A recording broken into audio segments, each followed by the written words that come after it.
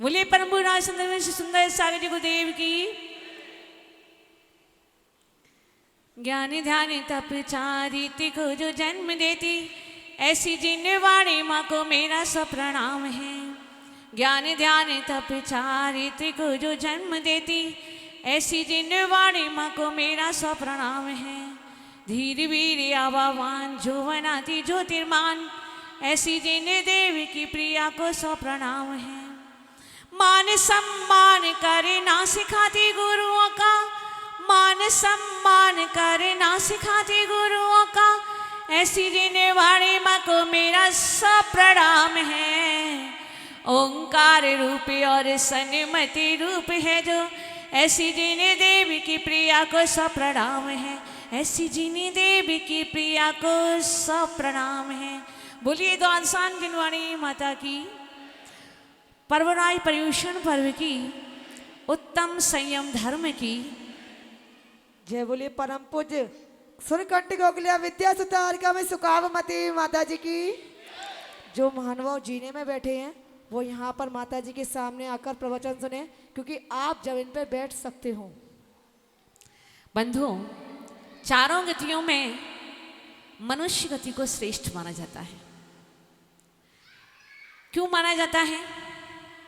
यदि हम ज्ञान की चर्चा करें तो मनुष्य में मति और श्रुत ज्ञान अभी पाए जाते हैं वर्तमान में, है ना। कौन से? मति और श्रुत ज्ञान। नारकियों में मति श्रुत अवधि, देवों में भी मति श्रुत अवधि। और सर्वार्थ सिद्धि के जो देव होते हैं वह द्वादशांग के पाठी भी होते हैं। किसके?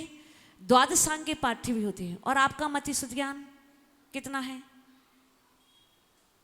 कुछ है क्या उसकी? नहीं। मतलब आपका मति श्रुत ज्ञान में ज्ञान भी पूर्णता को प्राप्त नहीं है। जबकि नारकियों में भी 3 ज्ञान पाए जा रहे हैं, देवों में भी 3 ज्ञान पाए जा रहे हैं, और सर्वार्थ सिद्धि के देव तो द्वादशांग के पाठी भी हैं। तो ज्ञान की अपेक्षा, जिस ज्ञान की अपेक्षा से आप श्रेष्ठ कहे जाते हैं वह मने पर्याय केवल ज्ञान हो सकता है, लेकिन वो भी बिना संयम के प्राप्त नहीं हो सकता, है ना। तो अभी वर्तमान में मनुष्यों में अवधि ज्ञान भी नहीं पाया जा रहा है, मने पर्याय ज्ञान भी नहीं है, और केवल ज्ञान भी नहीं है। तो ज्ञान की अपेक्षा आप श्रेष्ठ तो अभी नहीं है ना। अच्छा, वैभव की बात करें तो आपके पास आलीशान बंगला है, कोठी है, नौकर है, चाकर है, आपको लगता है आप बहुत खुश हैं, है ना। संपत्ति आपके पास ढेरों है। लेकिन देवों की बात करें तो 15 माह तक, कितने? 15 माह तक तीर्थंकर भगवान के घर में आंगन में रत्नों की वृष्टि करते हैं तो भी वो रत्न समाप्त होते नहीं हैं। और वे इंद्र चाहे तो एक समय में 170 समोवसरण लगा सकते हैं, और एक एक समोवसरण में कितनी विभूति होती है ना। तो वैभव के मामले में भी आप श्रेष्ठ नहीं हैं, है ना। फिर सौंदर्य की बात करें तो आपकी दृष्टि किसी स्त्री पर पड़ जाती है, अथवा स्त्री की पुरुष को पर कभी कभी जम जाती है। आप कहते कितने रूपवान है, कितने सौंदर्यवान है, देवताओं के रूप को भी मात करने वाले हैं। लेकिन ऐसा नहीं है। स्वर्ग की जो देवांगना है वो आपके अपेक्षा बहुत बहुत बहुत अधिक रूपवान है। आपका जो सौंदर्य है वो पल पल क्षण क्षण क्षीण होता है, लेकिन जो देवांगनाओं का सौंदर्य है वो मृत्यु के 6 माह पूर्व ही मुरझाता है, उससे पहले नहीं। तो सौंदर्य की दृष्टि में भी आप पीछे हैं। बल की बात करें तो बल, आपका बल तो कितना है ये सब आप सब देख ही रहे हो। और जो चक्रवर्ती की पटरानी होती है वो क्या करती है? वो हीरे को हाथ से तोड़ देती, मसल देती है, चूर देती है। हीरा बहुत कठोर होता है। वो जब भी कोई भी मांगलिक कार्य हुआ करते हैं तो वह पटरानी हीरे को चूर कर अपने हाथ से बना चौक पूरती है। तो बलवान है। चक्रवर्ती 6 खंड को जीतता है, बलवान है, निस्संदेह बलवान है। लेकिन देवों की बात करें तो जो सौधर्म इनका देव है उसमें इतनी शक्ति है कि वह इस पूरे मध्यलोक को पटक सकता है। 1 लाख योजन विस्तार वाले इस मध्यलोक को पटक सकता है।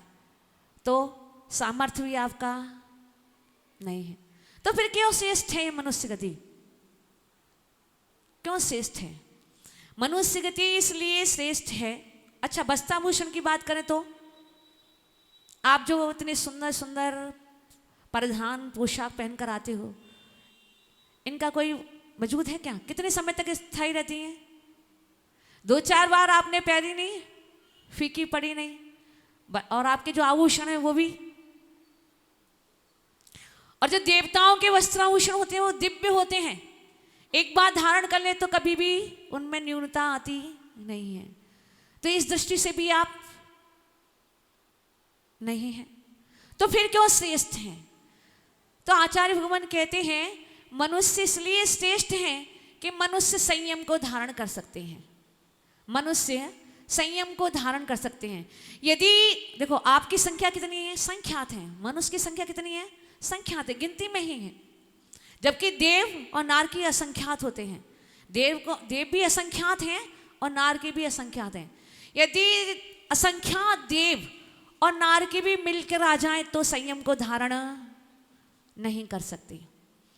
और यदि त्रियंश भी मिलकर आ जाएं तो त्रियंश देश संयमी तो हो सकते हैं लेकिन सकल संयमी नहीं हो सकते, है ना। तो चारों गति में जितने भी जीव हैं उन सब में मनुष्य श्रेष्ठ हैं, क्योंकि तीनों गति के जीव मिलकर भी संयम को सकल संयम को धारण नहीं कर सकते। मात्र और मात्र मनुष्य में ऐसी सामर्थ्य है, इतनी योग्यता है कि वो संयम को धारण कर सकता है। लेकिन फिर भी यदि वो संयम को धारण ना करे तो शशांक भैया, चलो मान लिया हमारी इतनी अभी सामर्थ्य प्रकट नहीं हो पा रही है कि हम महाव्रतों को धारण नहीं कर पा रहे हैं, लेकिन देश संयम, अनुव्रत, अरे अनुव्रत तो त्रियंश भी धारण कर लेते हैं। असंख्यात ऐसे त्रियंश हैं जो देशव्रती हैं, उनको कौन छान के पानी देने वाला है? कौन मर्यादित भोजन खिलाने वाला है? लेकिन फिर भी असंख्यात त्रियंश क्या है? देश संयमी है, अनुवर्ती हैं। अनुव्रतों का मैं एक दृष्टांत आता है एक सियार का। उसने रात्रि भोजन का त्याग कर दिया था। किसका भोजन त्याग किया था? रात्रि भोजन का त्याग कर दिया था। और एक बार उसे बहुत प्यास लगी। वे जब नीचे पानी पीने के लिए बावड़ी में उतर के गई तो उसको ऐसा लगा अंधेरा हो गया है। वह वापस ऊपर आ गई। ऊपर आकर देखा प्रकाश था। वापस पानी पीने के लिए, अपनी तृषा का शमन करने के लिए बावड़ी में उतर के गई। देखा फिर रात थी। फिर ऊपर आई, ऊपर फिर प्रकाश था। कई बार गई, कई बार आई, फिर भी पानी की बूंद उसने नहीं पी, क्योंकि वो जब भी नीचे जाती थी तो उसको अंधेरा दिखता था, ऊपर आती थी तो उसको प्रकाश दिखता था। लेकिन एक त्रियंश होने के बाद भी उसने अपना नियम नहीं तोड़ा और प्यास की व्यथा में ही उसने मरण कर लिया। ऐसे बहुत से त्रियंशों के दृष्टांत आते हैं जिन्होंने त्रियंश होते भी अनुव्रतों का पालन किया। भगवान महावीर ने किस पर्याय में उत्थान प्रारंभ किया? शेर के पर्याय में। शेर को मार के खा रहा था, उसको चीर दिया था। 2 मुनराजों का उपदेश सुना और संयम के पथ पर आरूढ़ हो गया। और हम कितने प्रवचन सुनते हैं? अब तक कितने प्रवचन सुन लिए होंगे? कितने प्रवचन सुन लिए होंगे? कभी वैराग्य का भाव मन में जगा? कभी मन में ख्याल आया कि हम मनुष्य हैं, श्रेष्ठ हैं, हमें मन मिला है, सोचने समझने की सामर्थ्य मिली है, हित और अहित का विवेक सिर्फ और सिर्फ हमारे पास है, तो हम इस संसार में क्यों आए हैं? हमें क्या करना चाहिए? हम क्या कर रहे हैं? कभी ये प्रश्न अंतर में आते हैं क्या? नहीं उठते। देखो, हाथी जो होता है ना बहुत ताकतवर होता है, और शेर बहुत स्फूर्ति वाला होता है। हाथी जो शेर जो होता है वो सामने से प्रहार करता है, लेकिन हाथी सामने से प्रहार वो इतने स्फूर्ति से मुड़ नहीं सकता, उसका शरीर स्थूल होता है, मुड़ नहीं पाता है। लेकिन फिर भी यदि वो अपने सूंड में किसी शेर को बांध लेना, उठा ले, जकड़ ले अपनी सूंड से, तो वो उसको इतनी दूर फेंक सकता है कि उसका मरण हो जाए। इतनी सामर्थ्य हाथी के अंदर होती है। किसके अंदर? हाथी के अंदर होती है कि वो सूंड से यदि शेर को बांध के उठाकर पटक दे तो शेर मर जाएगा। इतनी सामर्थ्य वाला हाथी होता है। लेकिन वो हाथी भी एक स्पर्श इंद्रिय के व्यामोह में पड़कर, एक हथनी के व्यामोह में पड़कर अपने प्राण गवा देता है, स्पर्श इंद्रिय। फिर रचना की बात करें तो मछली को सामान्यतः कोई जीव पकड़ नहीं सकता है ना, लेकिन जब वो मछली आप उसमें डालते हो, क्या डालते हो? अन्न डालते हो, तो अन्न के व्यामोह में जब आ जाती है तो भी मछुआरे के जाल में फंस जाती है। घ्राण में कौन प्रसिद्ध है? भंवरा। भंवरा इतना सामर्थ्यवान होता है कि लकड़ी को भी छेद के बाहर आ सकता है। और फूल कितना कठोर होता है कि मुलायम होता है? मुलायम होता है। अब से भैया, मुलायम होता है कठोर होता है? तो जो भौरा लकड़ी को छेद के बाहर आ सकता है, तो भैया क्या फूल को तोड़ के बाहर नहीं आ सकता? छिद्र करके उससे बाहर नहीं आ सकता? निश्चित रूप से आ सकता है। लेकिन उसकी इतनी आसक्ति रहती है कि थोड़ा और थोड़ा और थोड़ा और क्या होता है? उसी के अंदर मर जाता है। पतंगा, बिजली के ऊपर हम देखते हैं बहुत सारे पतंगे मंडराते रहते हैं और अपने प्राणों को छोड़ देते हैं। कर्णेंद्र की बात करें तो हिरण और सर्प उसके व्यामोह में पड़कर अपने प्राणों को गंवा देते हैं। और हम मनुष्य हैं, श्रेष्ठ हैं, तीनों गतियों के जीवों से श्रेष्ठ हैं। हम में हित अहित करने की सामर्थ्य है, हमें सोचने समझने की शक्ति है, विचार करने की शक्ति है। लेकिन हम जो पांचों इंद्रियों के विषयों में आसक्त हैं, तो हमारा क्या होगा? कभी सोचा है? कभी विचार किया है? जब त्रियंच अनुवर्तों को धारण कर सकता है, उनका निर्विचार पालन कर सकता है, तो क्या हम नहीं? हम पशुओं से गए बीते हैं क्या? पशुओं से गए बीते हैं? नहीं। यदि हम अनुवर्तों को भी धारण नहीं कर रहे हैं तो समझ लेना हम पशुओं से भी गए बीते हैं। और यदि हम संयम को अंगीकार कर रहे हैं तो हम देवताओं से भी श्रेष्ठ हैं। क्यों श्रेष्ठ हैं? क्योंकि देवता कभी भी संयम को प्राप्त नहीं कर सकते। इसलिए तीनों लोकों में सबसे श्रेष्ठ यदि कोई चीज़ है तो क्या है?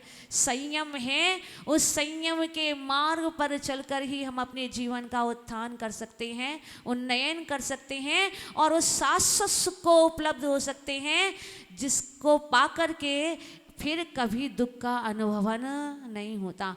हमें ये छोटी सी संपत्ति मिली है, परिवारीजन मिले हैं, हम इन्हीं के व्यामोह में पकड़े हैं। जैसे वो होता ना कूप मंडूक, वो क्या करता है? कुएं को ही सब कुछ मान लेता है, उसको ये पता नहीं चलता कि इसके बाहर भी बहुत संसार है। वो कुएं को ही अपना सब कुछ मान लेता है। उसी प्रकार की स्थिति हमारी भी है। हमको जो थोड़ी सी धन संपत्ति मिली है, परिवारीजन मिले हैं, हम उन्हीं के ब्याहों में लटके पड़े हैं, उन्हीं में अपने जीवन को व्यर्थ गंवा रहे हैं। पूरा जीवन हमारा सुबह से लेकर शाम उन्हीं के पीछे जा रहा है। अपनी तो हमको एक बार भी सुध आती नहीं है। जो हमारे साथ शाश्वत रहने वाला है उसकी हमें खबर नहीं है, और जो हमारे साथ रहने वाला नहीं है हमारी पूरी दौड़ धूप उसके लिए हो रही है। हम सब जानते हैं, खाली हाथ आए थे मुट्ठी बांध के जाएंगे, कुछ लेकर नहीं आए थे, कुछ लेकर नहीं जाएंगे। देख रहे हैं, अनुभव कर रहे हैं। किसको नहीं पता है? सबको पता है कि नहीं? सबको पता है नहीं? और ये जो अपने परिवारी जन हैं, जो हमें सबसे हितैषी लगते हैं, वो भी कहाँ तक जाने वाले हैं? सिर्फ दिल्ली तक। उसके बाद कोई जाने वाला? फिर इतनी दौड़ हाँ क्यों? फिर इतनी क्यों मशक्कत? इतना धन है कि जीवन शांति से कट जाए, लेकिन 7 पीढ़ियों की चिंता है, अपनी चिंता नहीं है। तो विचार कर लेना क्या करना है, क्या करने आए थे। सुन रहे हैं नरक गति में कितना दुख है, त्रियंच गति में कितना दुख है। और तो और मनुष्य जब उत्पन्न होता है तो गर्भ के कितने दुखों को सहन करता है। एक देव जब स्वर्ग से च्युत होने वाला है तो वो क्या करता है, गर्भ की स्थिति को देख लेता है कि किस प्रकार से गर्भ के दुखों को सहन करना पड़ता है। और उसको देख, जैसे अपन एक सोनोग्राफी करते हैं ना, ऐसे देव अपने अवधि ज्ञान से जान लेते हैं कि कितना दुख गर्भावस्था में मिलता है। और उस दुख को देख करके वो इतना संकलेश होते हैं, इतने संकलेश होते हैं कि एक इंद्रिय की पर्याय में भी जन्म लेते हैं। तो हम देख रहे हैं, ऐसा तो नहीं है किसी को पता नहीं हो कि संसार में दुख है कि नहीं। देख रहे हैं ना, सबको दिखाई दे रहा ना। और सुख कितना है, जिसको हम सुख समझ रहे हैं वो सुख है ही नहीं। आप कपड़ों में, वस्त्रों में, खाने पीने में, परिवारजनों में सुख मान रहे हैं, लेकिन वो सुख तो सुख नहीं है, क्योंकि वो सब कुछ छूटने वाला ही है, शाश्वत नहीं है। उसके पीछे हम भाग रहे हैं। भैया एक बार विचार कर लो, जीवन बहुत अनमोल है। संसार दर्शन की कथा किसी ने सुनी है क्या? नहीं सुनी? बहुत अच्छी है। अभी तो समय बहुत हो रहा है, कभी जब समय मिलेगा 10 दिन के लिए आएंगे तब आपको सुनाएंगे। तो भैया थोड़े समय में बस इतना ही कहना है आपसे। आप मनुष्य पर्याय आपने पाई है, बड़ी दुर्लभता से पाई है, लेकिन दुर्लभ क्यों है इसका भान अभी तक नहीं हो पा रहा है। एक बार समझ लो, जान लो। अगर जान लोगे तो इस संसार के दुख से छूट जाओगे, नहीं तो अनंत काल से संसार में परिभ्रमण कर रहे हो और अनंत काल तक परिभ्रमण करते रहोगे। बोली परम पूज्य आचार्य भगवान से सुंदर सागर जी गुरुदेव की जय हो। जय बोले परम पूज्य सूर्यकांत